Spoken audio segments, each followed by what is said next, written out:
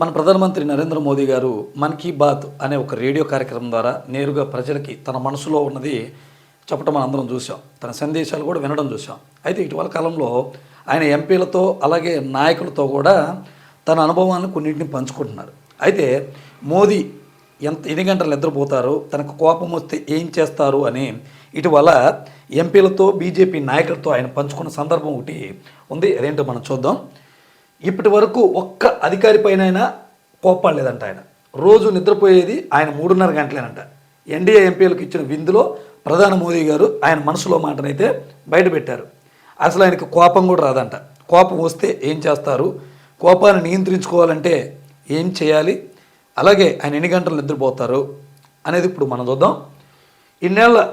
ఇన్నేళ్ల వృత్తి జీవితంలో ఒక్క అధికారి పైన కోప్పడిన సందర్భం లేదని, అందుకు కారణం తను అనుసరించే విధానమేనని ప్రధాని నరేంద్ర మోదీ పేర్కొన్నారు. తను రోజుకు నిద్రపోయేది 3:30 గంటలేనని, బయట వారికి ఇది తక్కువగా కనిపించినా గాఢ నిద్రలోకి వెళ్తాను కాబట్టి తనకు పూర్తిగా ఆ నిద్ర సరిపోతుందని ఎన్డీఏ ఎంపీలతో అన్నారు. గురువారం రాత్రి ఎన్డీఏ కూటమి ఎంపీల గౌరవార్థం తన నివాసంలో విందు ఏర్పాటు చేశారు. ఈ సందర్భంగా మాజీ ప్రధాని దేవేగౌడ, తెదేపా పార్లమెంటరీ పార్టీ నాయకులు లావు కృష్ణదేవరాయలు తదితరులు ఈ కార్యక్రమంలో పాల్గొన్నారు. మనం చూడొచ్చు. ఈ సందర్భంగా ఆయన నాయకుడు ఎలా ఉండాలి, కష్ట సమయంలో ప్రజల వద్దకు ఎలా వెళ్ళాలని కూడా పంచుకున్నాడు. అదేంటంటే ఒకసారంటే గుజరాత్లో బాంబు పేలుడు సంభవించిందంట.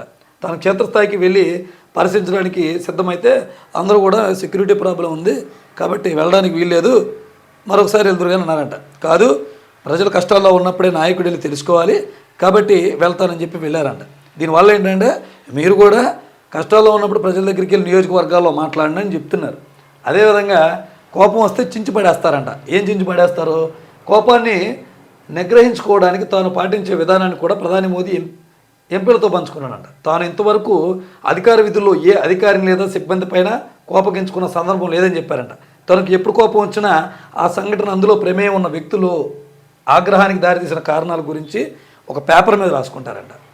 దాన్ని పదే చదివి తర్వాత చించి పడేస్తారని వివరించారు. అది ఆ సమయంలో తన భావావేశాన్ని నియంత్రించుకోవడానికి వీలు పడుతుందని పేర్కొన్నారు. రాజకీయాల గురించి మాట్లాడుతూ రాజకీయాల్లో ఉన్న వారికి ఓపిక ముఖ్యమని ఉపదేశించారు. ప్రజలతో నేరుగా మాట్లాడడానికి ప్రత్యామ్నాయం లేదని, అందువల్ల సాధ్యమైనంత వరకు నియోజకవర్గ ఓటర్లతో మాట్లాడడానికి ప్రయత్నించాలన్నారు. సో ఇదన్నమాట. అందుకే నరేంద్ర మోడీ గారికి కోపం వస్తే ఏ విషయం పైన కోపం వచ్చిందో రాసుకొని, ఎవరి మీద కోపం వచ్చిందో రాసుకొని దాన్ని చించి పడేయడం వల్ల కోపం తగ్గిపోయిందంట. ఇది పరిస్థితి.